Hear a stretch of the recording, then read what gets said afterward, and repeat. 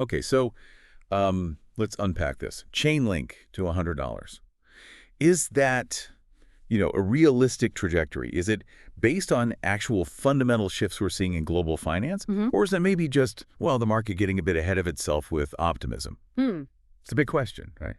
Echoing all over the digital asset world. And it's actually pretty profound, I think. Because the answer, it tells us a lot about how traditional finance and blockchain tech might actually work together in the future. Yeah, it really does. It's a cornerstone question for that intersection. Exactly. So our mission today on the deep dive is to, really explore this in depth. We're going to meticulously sift through the research, the analysis, the data, basically everything we can find to understand the foundational reasons why this seemingly ambitious price target for Chainlink isn't just some whisper, but something being seriously debated. Right. We want to grasp what's genuinely driving the narrative, from institutional adoption, that whole complex dance, to the massive unfolding future of tokenized assets. So think of this as your shortcut, really. A way to get a well-rounded understanding of Chainlink's prospects. We're here to pull out those key nuggets of knowledge, those essential insights, and hopefully spare you wading through, just tons of information out there. We've tried to do that heavy lifting for you. Good plan. So let's just dive right into the core of it then. $100 target for Chainlink, especially when you look back at its history, its performance. It might strike some people as, audacious. It's a big jump from where it's been. It definitely sounds like a big number on its own. Yeah. But what does that kind of valuation truly signify? For Chainlink, within the bigger picture of the digital economy and, global finance itself. Well, what's really eliminating, I think, is to put that $100 LNK figure into perspective. While it might sound like a huge stretch initially, if you just do the basic math, a $100 LNK token, that translates to a market cap of roughly $50 billion to maybe $60 billion, give or take, depending on the exact circulating supply at that moment. Okay, 50 to 60 billion. Now, to a lot of people, 50 or 60 billion still sounds like a massive, almost astronomical sum. And look, in isolation, it is a lot of money. Sure. However, if we connect this to the bigger picture, right? If we look at the wider crypto ecosystem, that valuation, while it's definitely substantial, it's actually still considerably below the established giants. Think about Ethereum's current market cap. It often sits in the hundreds of billions. Right, much higher. Exactly. So that comparison immediately suggests there's not just room, but actually significant potential for growth just within the existing digital asset landscape. It's not some unimaginable figure. It's plausible, within the current market context. And the pursuit of $100 LNK, it isn't just about hitting some nice round number. What it really represents, I think, is the market basically assigning Chainlink a blue chip valuation. A blue chip valuation. Yeah. Okay. Yeah.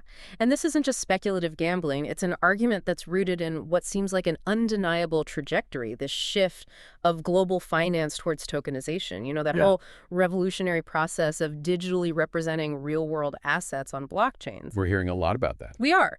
And the core premise is basically this. If the vast multi-trillion-dollar world of traditional finance does continue its seemingly inexorable shift towards this tokenized future. And crucially, if it comes to rely heavily fundamentally on Chainlink's infrastructure as that secure bridge, that data layer, then this valuation, the $50–60 billion, it becomes not just realistic, but actually a logical, justifiable outcome. Okay, so it hinges on Chainlink becoming truly essential infrastructure. Precisely. It implies Chainlink would kind of transcend its current standing, become recognized as a foundational, indispensable layer, almost like, the TCP/IP protocols that underpin the internet itself, but specifically for this future of digital finance. Wow, okay. It's about earning that essential infrastructure status, signifying its critical role in the sort of global financial plumbing.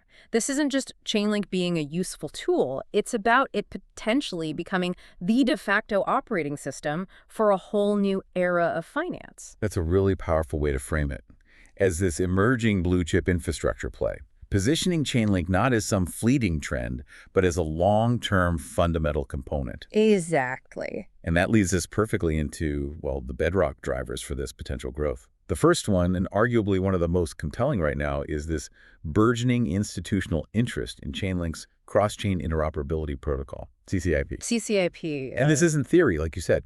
This is Right. active, real-world integration happening right now with some pretty established, historically conservative financial players. big names. Precisely. And CCIP isn't just a critical piece of the puzzle. You could argue it's the linchpin for the future of multi-chain finance. Oh. Yeah. At its core, CCIP is designed to be the industry standard.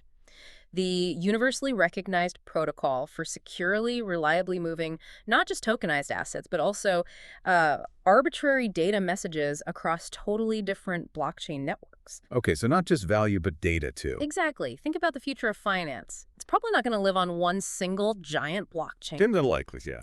Instead, we seem to be hurtling towards this multi-chain universe, where financial assets are distributed across tons of different chains, public ones, private ones, consortium chains. A whole mix. A whole mix.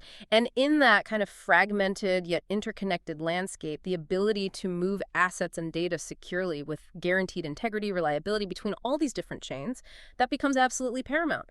CCIP provides that crucial cryptographically secure bridge. It ensures trust, seamless functionality, every transaction, no matter where it starts or where it ends up. And the institutions are noticing this. Yeah. They absolutely are. And when we talk about major institutions engaging with CCIP, we're not talking rumors. You've got concrete public examples that really underscore the implications. Take Swift, for instance. Right, the big one. Society for Worldwide Interbank Financial Telecommunication. That's the one. This behemoth, right? The backbone of cross-border payments. They process trillions of dollars daily for thousands of banks and financial institutions. Swift isn't just idly testing Chainlink's CCIP. They're actively exploring how it can serve as a kind of universal translation layer, a secure conduit for their existing financial messaging infrastructure. So connecting their old world to the new blockchain world. Essentially, yeah. Allowing them to confidently bridge their huge network to all sorts of distributed ledger technology networks, DLTs, whether they're private enterprise blockchains or public ones.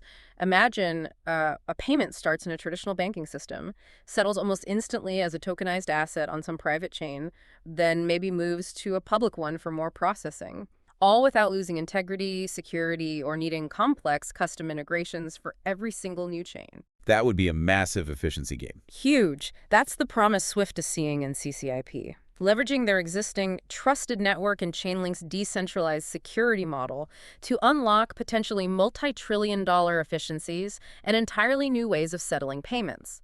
This isn't some small pilot program. It signifies a massive foundational step towards mainstream adoption by the most entrenched traditional financial giants.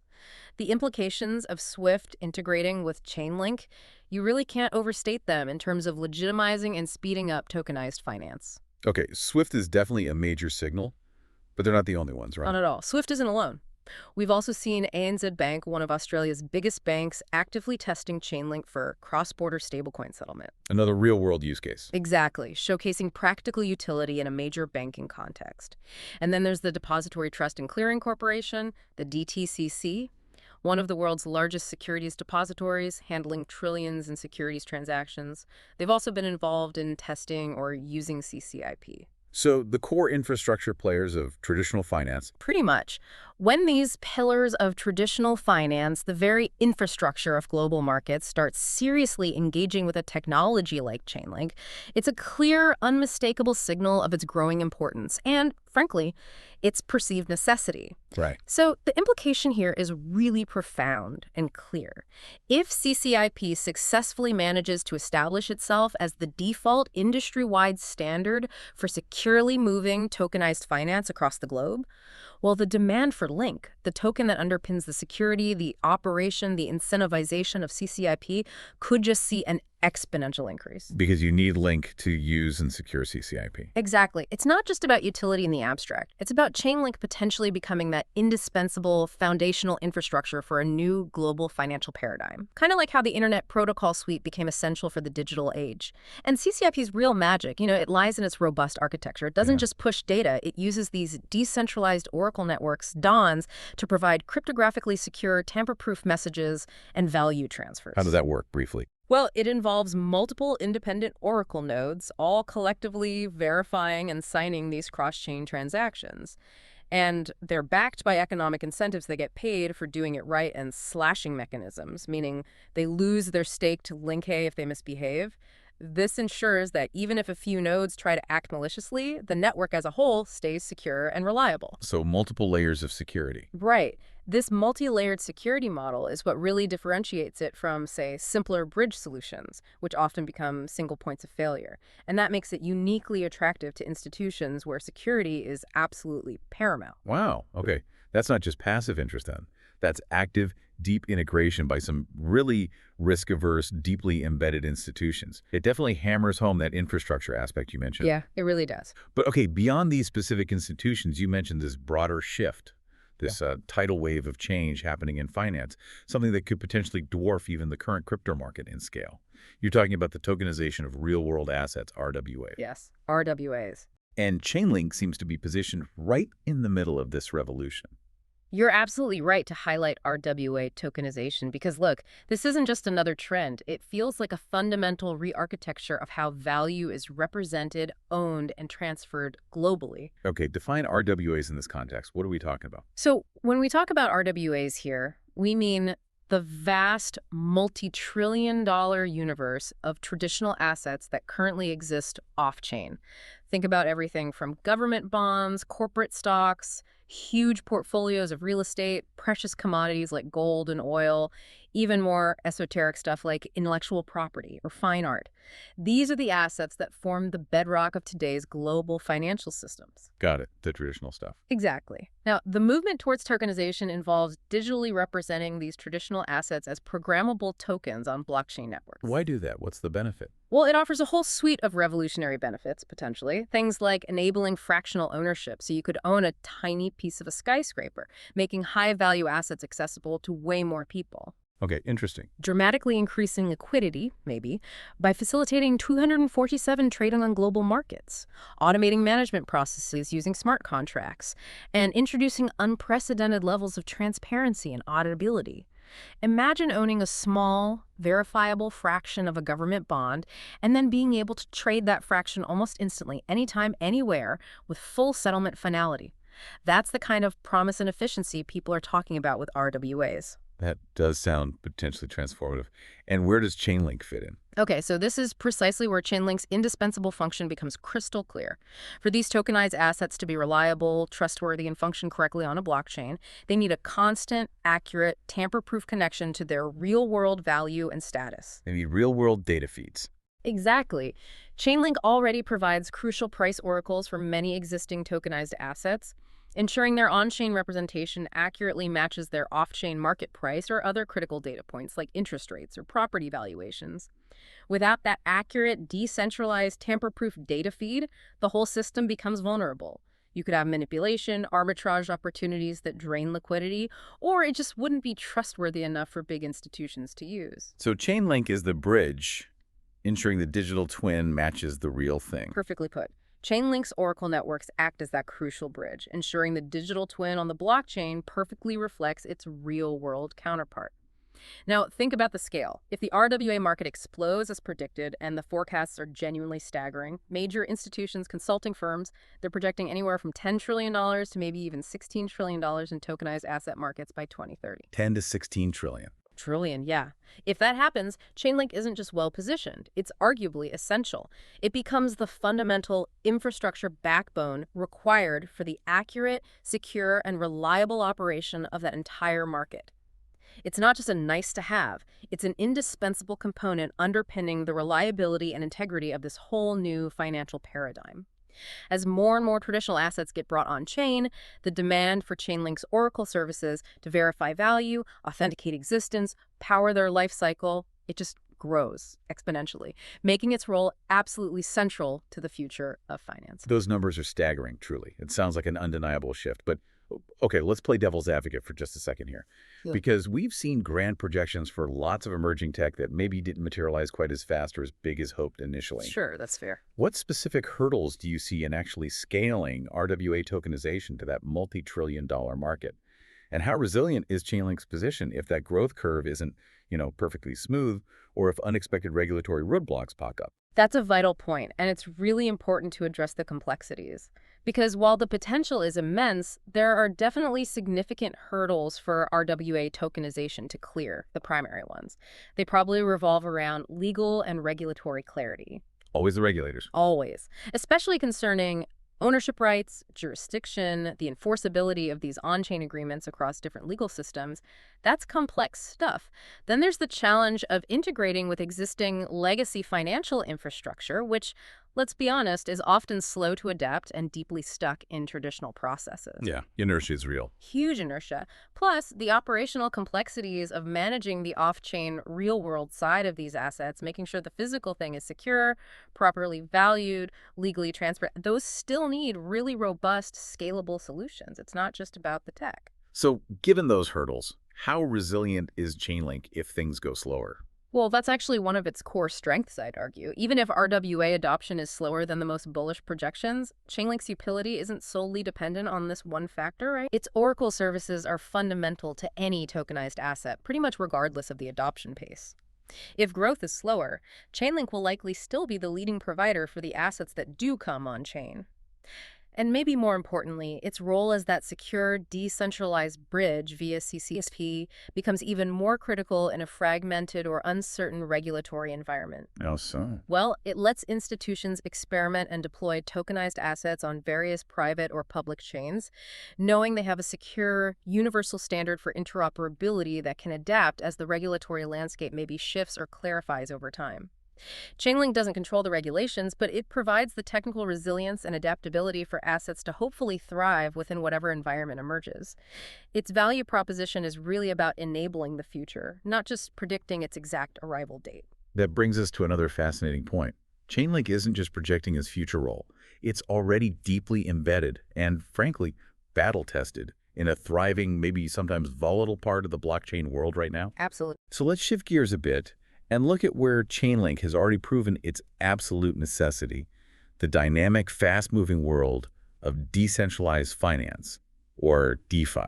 Yeah, DeFi is key. It feels like every time you look under the hood of a major DeFi protocol, Chainlink is there somewhere, doing something essential, even if users don't always see it directly. Indeed. It's pretty much impossible to talk about the functionality, the security, the very solvency of the current DeFi landscape without immediately recognizing Chainlink's essential function.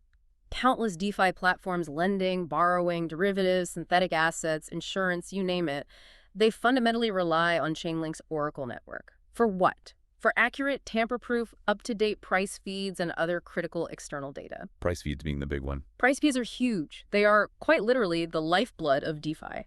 Without them, the solvency, the basic functionality of these protocols would be constantly at severe risk. Imagine a lending platform that couldn't reliably, securely know the current market value of your collateral. It would collapse pretty quickly. Exactly. It just wouldn't work. People would face massive losses from bad liquidations or under-collateralization. It's fundamental. And we're talking about key protocols here. The cornerstones of DeFi, representing billions in total value locked, or TVL. Platforms like AAVE, Synthetics, Compound. Big names in DeFi. Huge names. And those are just a few examples illustrating the sheer breadth and depth of Chainlink's adoption within DeFi. These protocols, and hundreds more, trust Chainlink to provide that critical external data their smart contracts need to execute correctly, fairly, and securely, often in real time. And why do they trust Chainlink specifically? Well, that trust is built on Chainlink's decentralized architecture. It aggregates data from multiple independent sources and delivers it through this network of independent Oracle nodes. That drastically reduces the single points of failure that have really plagued simpler, more centralized Oracle solutions in the past. Okay, is there a specific moment where this was really proven? Oh, definitely. For a powerful historical case study, just think back to the summer 2020 DeFi boom. Yes, DeFi summer. DeFi summer. That period was an unequivocal proof point of Chainlink's absolutely essential nature. During that time, the amount of Ethereum, Bitcoin, stablecoins being used as collateral on DeFi platforms just exploded. Unprecedented levels. Things got pretty crazy. They did. And that massive surge in activity and capital created this immense, urgent demand for reliable, real-time price data to manage collateral ratios, execute liquidations safely, ensure fair asset valuations, all in an ecosystem that was scaling incredibly rapidly. Chainlink's Oracle network. It not only scaled to meet that extraordinary demand without missing a beat, but it did so under immense pressure, network congestion, market volatility. It demonstrated its robustness, its reliability, its criticality when the entire DeFi ecosystem depended on it. That resilience during extreme conditions fundamentally proved its value. So it was truly battle-tested. Absolutely. So the correlation isn't just theoretical, it's empirically observed. As overall DeFi volume, complexity, and the total value locked in these protocols keep increasing, Chainlink's utility expands proportionally. This isn't just a guess, it's a reality we've seen play out across market cycles. And that ties back to the $100 target. Directly. This correlation directly fuels that $100 narrative because increased utility translates into increased demand for Chainlink services and, by extension, for the Link token that powers and secures those services. It's this organic, demand-driven growth cycle that's already shown its strength. Plus, Chainlink's security model is specifically designed to prevent common Oracle attacks, like data manipulation or flash loan attacks, by using multiple independent nodes and sophisticated aggregation methods. That keeps the data stream integrous even during market chaos, enabling complex financial instruments in DeFi that just wouldn't be possible with less robust data feeds. That makes perfect sense. So Chainlink isn't some new kid on the block. It's a proven veteran in a very fast-moving space, showing its value where billions are at stake. Well put. But it's not only focused on crypto-native projects or those big financial institutions we talked about. Chainlink has also been strategically building deep connections, partnerships, with some of the biggest names in tech and traditional enterprise. This wider reach, extending beyond the immediate crypto world, really speaks to its potential for, well, pervasive global adoption. How significant are these collaborations? Yeah, this is a really fascinating aspect. Chainlink isn't just playing the crypto sandbox or courting traditional finance. It's proactively building these crucial bridges with mainstream tech giants. And that multi-pronged strategy is hugely significant. Why? Because it fundamentally boosts Chainlink's long-term credibility, it expands its addressable market exponentially, and ultimately it paves the way for truly widespread, ubiquitous adoption, far beyond just the blockchain-savvy crowd. Okay, like who? Give us some examples. Well, consider the pivotal partnership with Google Cloud. This isn't just putting a logo on a website. Google Cloud integrated Chainlink for the BigQuery datasets. What does that mean in practice? In practice, it means smart contracts on various blockchains can now securely and reliably access huge amounts of real-world data.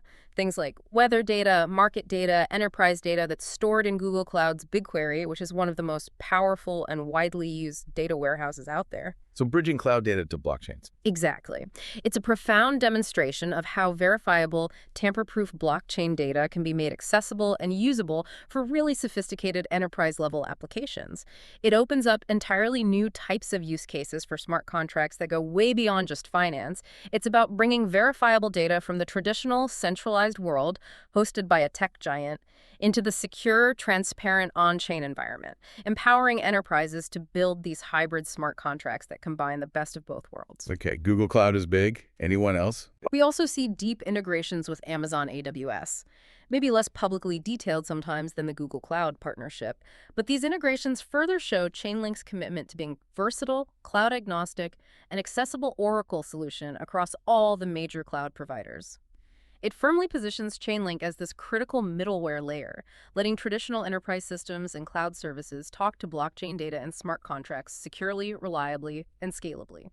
Businesses built on AWS can seamlessly integrate their existing data and operations with blockchains, expanding Chainlink's footprint into countless corporate settings. And Swift fits here too, right? Not just for CCIP. Let's reiterate Swift, yes, but emphasize its role not just in CCIP specifically, but as a broader strategic enterprise partnership. This collaboration is fundamentally about bridging legacy finance with cutting-edge blockchain tech at a foundational level. It's exploring how the existing global financial infrastructure built over decades can leverage Chainlink's capabilities for a more efficient, interoperable, and ultimately tokenized future. It's about way more than just moving assets. It's potentially modernizing data flows, improving operations, enhancing security for a multi-trillion-dollar system. Okay, so when you pull all these partnerships together, Google, AWS, Swift, what's the takeaway? The synthesis is this. When legacy finance giants like Swift and these colossal tech behemoths like Google Cloud and Amazon Web Services actively choose to tap into Chainlink's infrastructure, it confers an immense, almost unparalleled level of long-term credibility. It sends this powerful, unambiguous signal to the entire market. Chainlink is serious, robust, reliable technology, capable of meeting the tough demands and security needs of enterprise-grade applications. That acceptance by established, risk-averse players is absolutely crucial. It paves the way for wider mainstream adoption far beyond just crypto natives, tapping into markets and use cases that are orders of magnitude magnitude larger than what we see in crypto today. It's the pathway for a technology to go from niche to truly ubiquitous. That's powerful validation, absolutely. Earning trust, proving utility in the most demanding environments. But okay, all these drivers we've discussed, in institutional adoption, the RWA explosion, Chainlink's proven role in DeFi, these huge enterprise partnerships, they all seem to boil down to one thing: rapidly escalating demand for Chainlink services. Yeah. And that demand has to interact with the finite supply of the Linkade token itself.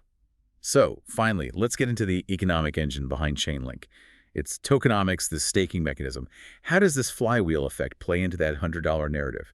Make it more than just external demand? This is a truly critical point because robust, well-designed tokenomics, that's what ultimately translates the network's utility and adoption into tangible value for token holders. And the economic mechanics behind Chainlink, especially with the introduction and ongoing expansion of link staking, seem meticulously engineered to create this powerful, self-reinforcing flywheel effect. Okay, explain staking first. How does it work here? So link staking isn't just a way to earn passive income, though that's part of it. It's a foundational element of the network's security and data integrity. Users, individuals, big holders, maybe even institutions, they stake their link tokens to actively help secure Chainlink's Oracle services. How does staking secure things? By staking, they provide a crypto-economic guarantee that the data delivered by Chainlink oracles is accurate, timely, reliable. Essentially, stakers put their LNK on the line as collateral. It incentivizes honest behavior and penalizes malicious actions or just poor performance through losing some of their stake. In return for contributing to this vital security and reliability, stakers can earn rewards, usually paid in link. So it creates this direct financial incentive for good behavior and significantly strengthens the overall security and trustworthiness of the whole network. Got it. Skin in the game secures the network. Now, how does that connect to supply, demand, and price? Okay, let's connect the dots. As the demand for secure, reliable Oracle services rises, driven precisely by all those huge factors we just discussed. Institutional CCIP adoption, RWA tokenization growth, the expanding DeFi ecosystem, a natural and powerful consequence is that more and more link tokens get locked up in staking. Why? Why do more get locked up? Because the more value flowing through Chainlink, the greater the financial incentive and the greater the necessity to secure that value by staking Link. Think about it. Projects, institutions, dApps that need super secure, utterly reliable Oracle feeds. They'll naturally seek out and use Oracle networks backed by substantial amounts of staked Link, because that stake directly corresponds to a higher crypto-economic security guarantee. More stake equals more security. Okay, so demand for security drives demand for staking. Exactly. And this locking mechanism, where Link is taken out of active circulation and committed to staking contracts, effectively reduces the liquid circulating supply of Link available on the open market. Supply reduction. Right. Now combine that reduction in available supply with increasing demand for Chainlink services, demand that translates into network fees paid in Link, and a need for more Link to secure expanding Oracle services through staking, and the natural economic result: significant upward price pressure on the Link token. Classic supply and demand. It's classic supply and demand, yes, but uniquely amplified by this sophisticated crypto-economic twist that tightly binds the token's value directly to the network's increasing utility, its security, and the demand for its services. Have we seen evidence of this demand for staking? Oh yeah, absolutely. We've already seen clear, compelling evidence. The rapid filling of the early staking pools, often within just minutes or hours of opening, that showed an incredibly strong community and likely even institutional appetite for holding and actively using Link. It showed a real, tangible desire to participate in securing the network and earning those rewards. So people wanted to lock up their Link. They did. And going forward, tracking key metrics like the total amount of Link staked versus its total circulating supply, or the proportion of Link actively used in securing CCIP and other services, that's going to provide invaluable insights into this dynamic. The more Link that's staked and actively used, the tighter the liquid supply becomes, reinforcing that upward price pressure and creating this powerful, self-reinforcing loop that underpins the token's long-term value proposition. It really feels like a testament to the fact that the token's economics are designed to reward the network's growth and utility. Okay, so it's not just speculation then. It's about fundamental demand meeting a progressively constrained supply, driven by real utility and this elegant crypto-economic model. That all sounds incredibly compelling. So what does this actually look like when we put some concrete numbers to it? Let's talk metrics, forecasts, things that really underscore this $100 vision for Chainlink. How do we visualize this potential beyond just the concepts? All right, it's absolutely crucial to ground these powerful qualitative arguments in solid quantitative data and, realistic projections.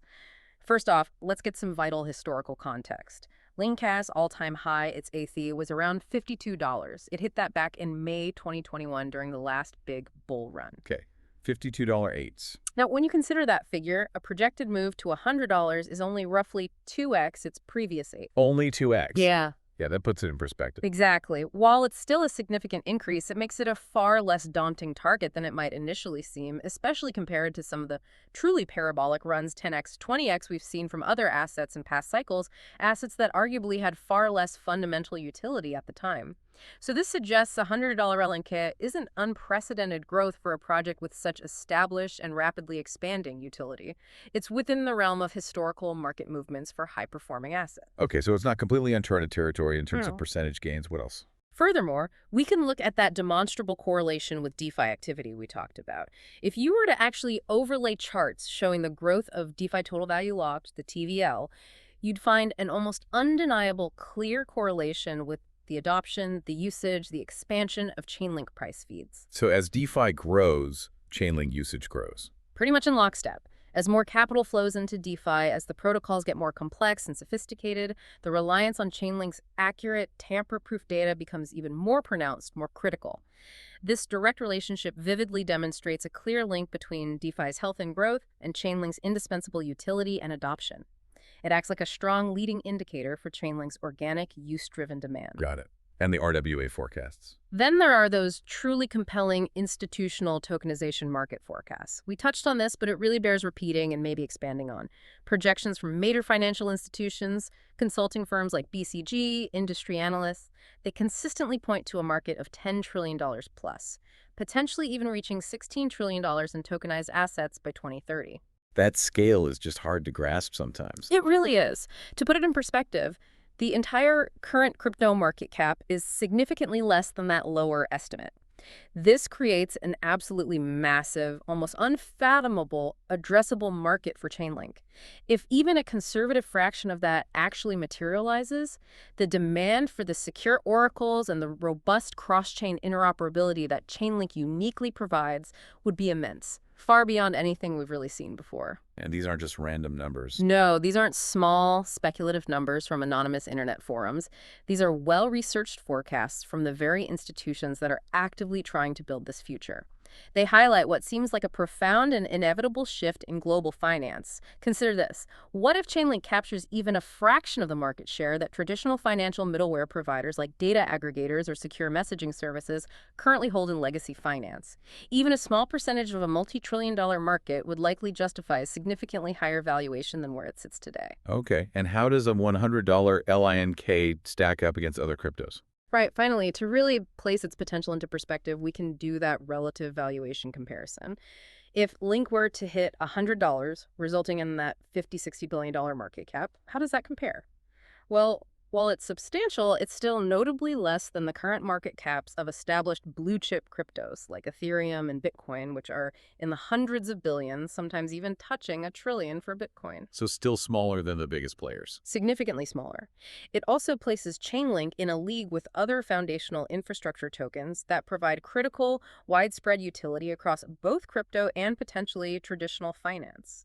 This comparative analysis helps frame the $100 target not as some outlier or impossible dream, but maybe as a logical, achievable progression if Chainlink continues to solidify its role as this indispensable piece of future global financial infrastructure. It's a valuation that would reflect its perceived value as a core utility network for the global economy. That contextualization is incredibly helpful. Yeah. It really does paint a clearer picture that $100 isn't just a fantasy number plucked from thin air, but a figure supported by historical precedent, the current market landscape, and these massive future market projections. Hopefully. But of course, no deep dive is truly complete without looking at the full picture, right? Right. What are the potential roadblocks, the challenges? What's a credible bear case for Chainlink not reaching $100? What should our listeners be mindful of as they consider all this potential? Yeah, that raises an absolutely important question. Because critical thinking, a balanced perspective, it demands that we rigorously examine the potential downsides, the challenges, the competitive pressures. While the current trajectory for Chainlink looks robust and the fundamentals seem strong, There are always factors that could slow its growth or lead to slower adoption than maybe we anticipate right now. Okay, like what? What's the first big risk? One significant consideration is inevitably competition, Yeah. the Oracle space.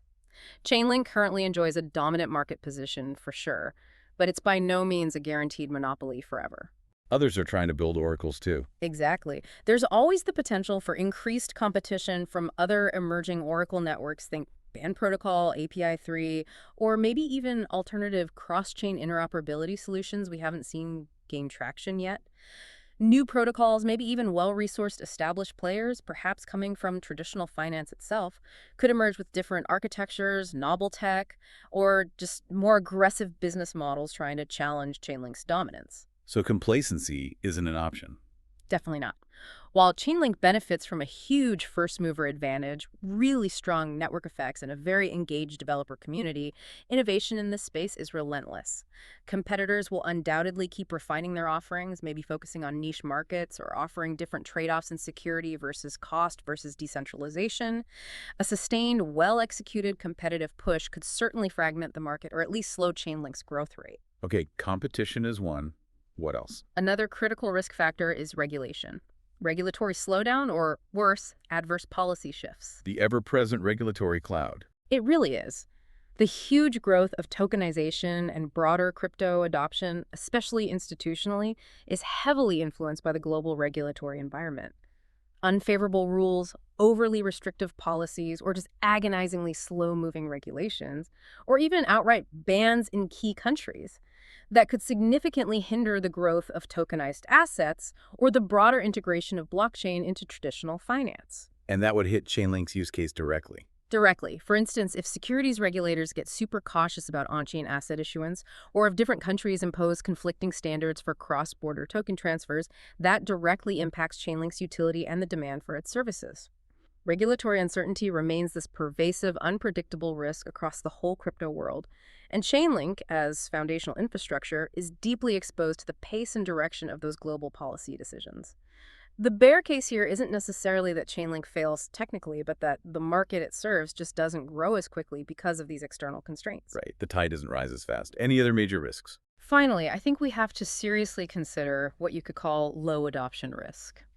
This is the scenario where, despite all the compelling pilots we see now, the institutional engagement, the optimistic forecasts, maybe institutions just don't embrace tokenization as widely or as quickly as projections suggest. Why might that happen? Could be unforeseen technical hurdles that prove more complex than thought. Could be deeply entrenched cultural resistance within these large bureaucratic organizations, or maybe just a much slower pace of change in traditional finance than the, hyper-agile crypto world often expects. Even if the tech works perfectly, human and organizational inertia can be immense. Legacy systems and processes are hard to change. Exactly. The legal frameworks might lag behind the tech capabilities, or maybe the cost of transitioning old systems is just higher than the perceived immediate benefits.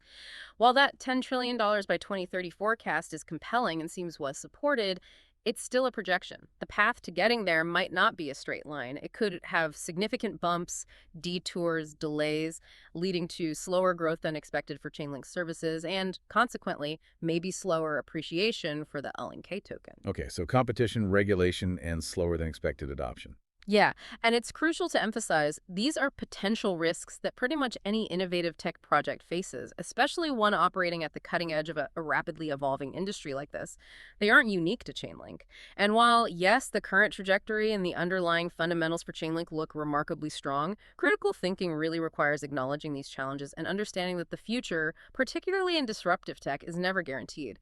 It's about keeping that balanced, realistic perspective and not letting pure optimism completely overshadow potential headwinds. Absolutely. A balanced perspective isn't just key, it's essential for any informed decision-making, right? Couldn't agree more. So, okay, let's try and tie it all together. Our deep dive today, it really strongly suggests that this $100 Chainlink narrative, it isn't just wishful thinking or pure speculative optimism. Seems grounded in more than that. Yeah, it seems supported by this robust confluence of fundamental elements. You've got the deep, active institutional adoption via CCIP, the explosive, arguably inevitable growth of tokenized real-world assets, its critical, thoroughly proven role securing the DeFi ecosystem, Those strategic, high-profile partnerships with tech and finance giants, this robust, self-reinforcing tokenomics with the staking flywheel. All these factors together, they paint an incredibly compelling long-term picture for its future. It doesn't feel like a fleeting trend. It feels like this powerful, multifaceted force that seems poised to fundamentally reshape the very infrastructure of global finance. And this leads us, I think, to a thought-provoking question for you, our discerning listener, to kind of ponder as you reflect on everything we've unpacked today. Considering all the powerful drivers and also the potential challenges we've just discussed, which factor do you personally think is the most impactful, the most pivotal for Chainlink's future trajectory, its journey towards that potential $100 milestone? Is it its deep foundational integration into DeFi? Or is it those monumental, maybe game-changing partnerships with traditional giants like Swift and Google? Both are incredibly powerful, right? But which holds the most weight in your mind for the coming years, maybe the coming decade? That's a great question. And building on that, here's another one. If Chainlink does indeed reach that $100 valuation, do you see it stopping there?